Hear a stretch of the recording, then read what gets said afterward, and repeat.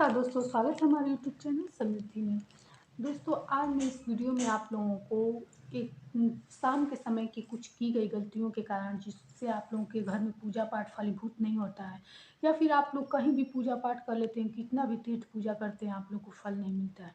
तो शाम के समय कुछ ऐसे विशेष कार्य हैं दोस्तों जो आप अपने घर में किया कीजिए, और शाम के समय कुछ निषिद्ध कार्य भी हैं जो ना किया कीजिए।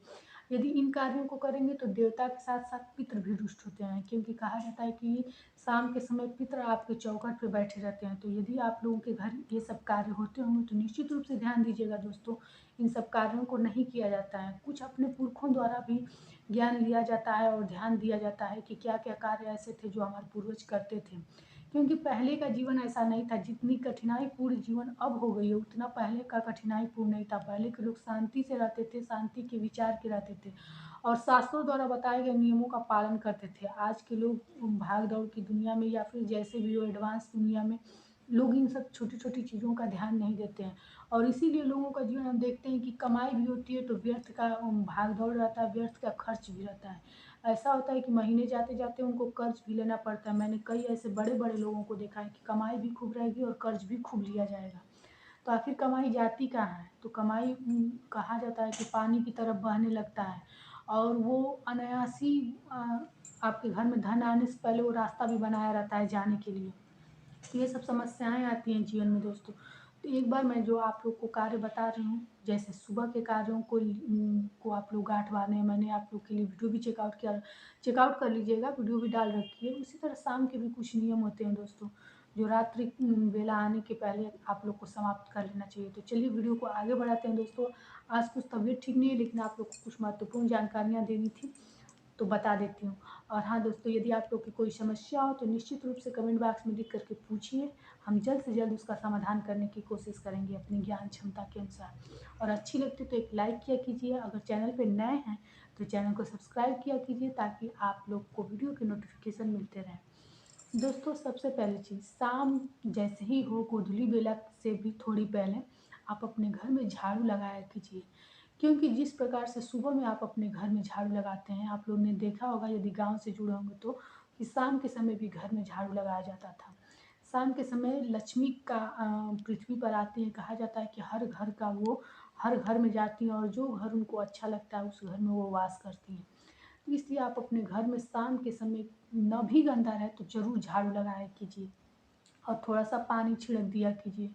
इसके बाद से दूसरी चीज़ आप लोग ये ध्यान दिया कीजिए कि शाम के समय आपके किचन में जो भी बर्तन जूठे वगैरह रहते हैं, जैसे बच्चे स्कूल से आए हों, खाना-पीना खाए हों, या फिर शाम के समय का चाय-पानी का बर्तन सिंक में ना रहे। सिंक को पूरे अच्छे तरह से आप लोग करके रखा कीजिए। शाम का समय एक ऐसा बेला होता है दोस्तों कि यदि आप अपने घर में वो चीज़ें रखें, जैसे गंदगी की हैं, बिस्तर वगैरह इधर-उधर बिखरा हुआ है, तो ये सब चीज़ें आप लोग के घर की उन्नति को रोकती हैं। और शाम का समय एक ऐसा समय होता है कि यदि उस समय अनायास कोई ऐसा कार्य किया जाता है तो निश्चित रूप से आप दरिद्रतापूर्वक जीवन जीना शुरू कर देंगे। इसलिए शाम के समय ये सब कार्य आप लोग भूल कर भी ना किया करें।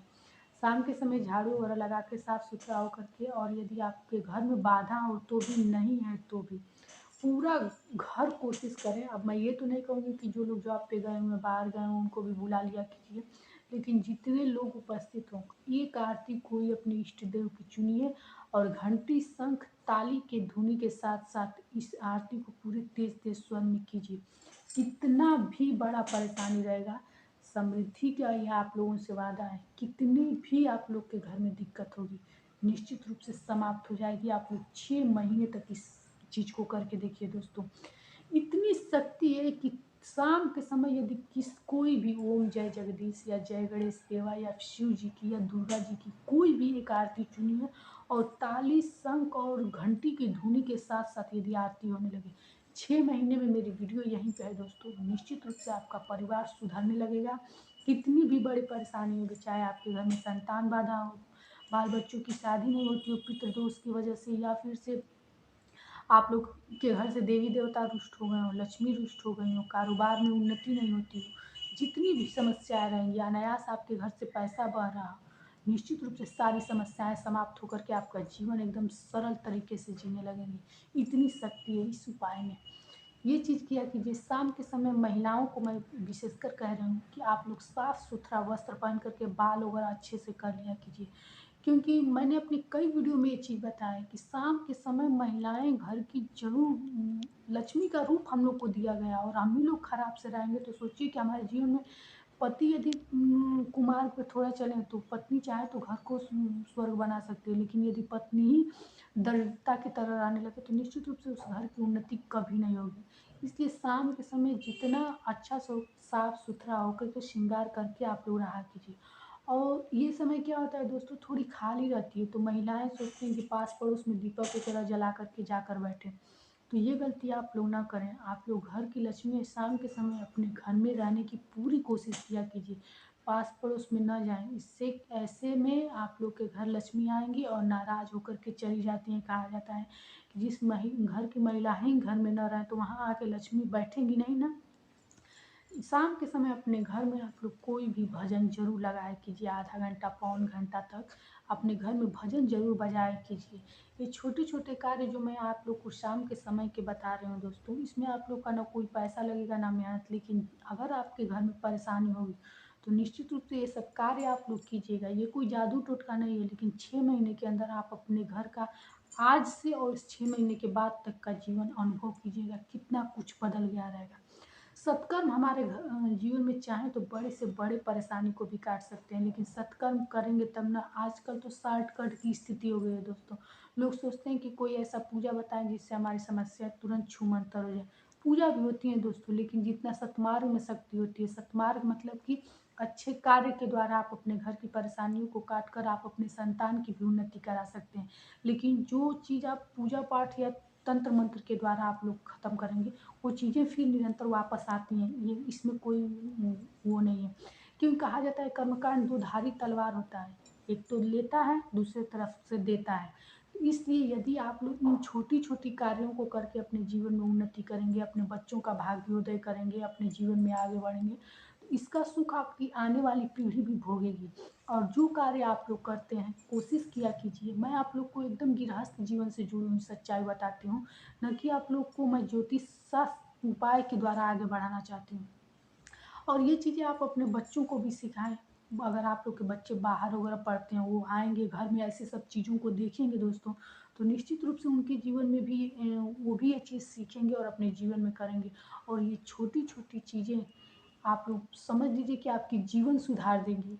ये सब पहले के घर में आप लोग देखते होंगे कैसे मिल-जुल कर लोग, कई परिवार एक ही छत के नीचे रहते थे। कई परिवारों का खाना एक ही पास बनता था, महिलाएँ एक साथ रहती थी। आज के जीवन में ऐसा कुछ नहीं है।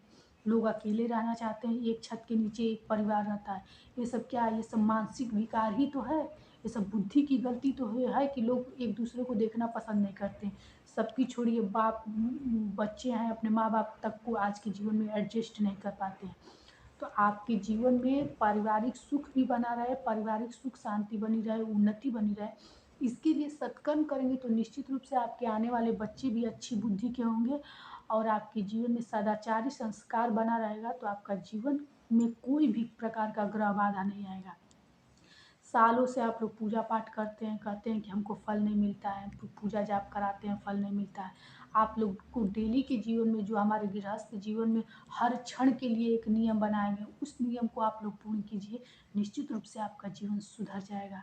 तो शाम के समय दोस्तों हम जितनी चीज़ कहें, एक चीज़ और, आप लोग धूप का नाम सुने होंगे, धूप की लकड़ी आती है जो छोटी-छोटी, उसको घी में लपेट करके और आप लोग के मंदिर में उसको धूपदानी वगैरह मिट्टी का मिलता है, उसमें रोज़ शाम को जलाया कीजिए और इस धुएँ को पूरे घर में घुमाया कीजिए। इन सब की जो महक होती है और इसका जो धुआँ होता है, किसी भी प्रकार की शक्ति हो, उसको ख़त्म करके आपके घर में लक्ष्मी का वास कराती है। धूप हमारे प्रत्येक पूजा में, यज्ञ में शामिल होता है, लेकिन अब लोग काफ़ी वैसी अगरबत्तियाँ वगैरह जलाते हैं जिससे घर महकने लगता है, लेकिन उस अगरबत्ती में वो शक्ति नहीं होती है जो धूप में शक्ति होती है दोस्तों। और महीने में या हफ्ते में या शनिवार के दिन आप लोग लोबान लेकर के और पूरे घर में जला कर के घुमाया कीजिए। निश्चित रूप से किसी भी प्रकार का ऊपरी बाधा रहेगा या फिर कोई आपका शत्रु है जो किए कराने पर उतारू है आपके घर पे, और ऐसी सब तमाम समस्याएं आपके घर में आ रही हैं, तो निश्चित रूप से वो समस्या खत्म हो जाएगी। और जो भी शत्रु अक्सर शाम के समय ये सब चीज़ कराया जाता है दोस्तों। तो शाम के समय यदि आप अपने घर के चौखट से लेकर पीछे तक लोबान घुमा देंगे तो किसी भी प्रकार की काली शक्ति आपके जीवन में काम नहीं करेगी। तो दोस्तों कैसी लगी आज की वीडियो? हम आपको हर छोटी छोटी जानकारी देने की कोशिश करते हैं दोस्तों, जबकि हमारी आज तबीयत कुछ ठीक नहीं थी। तो यदि आप लोग को वीडियो अच्छी लगे तो एक लाइक किया कीजिए और चैनल को सब्सक्राइब कर दिया कीजिए, ताकि समृद्धि के वीडियो के नोटिफिकेशन आपको फटाफट मिलते रहें। फिर मिलेंगे एक ऐसी नई वीडियो के साथ। और हाँ दोस्तों, आपकी कोई समस्या हो तो कमेंट बॉक्स में लिख करके पूछा कीजिए। जैसे ही समृद्धि को समय मिलेगा आप लोग की समस्या का समाधान लिख करके देंगे। जय श्री राम।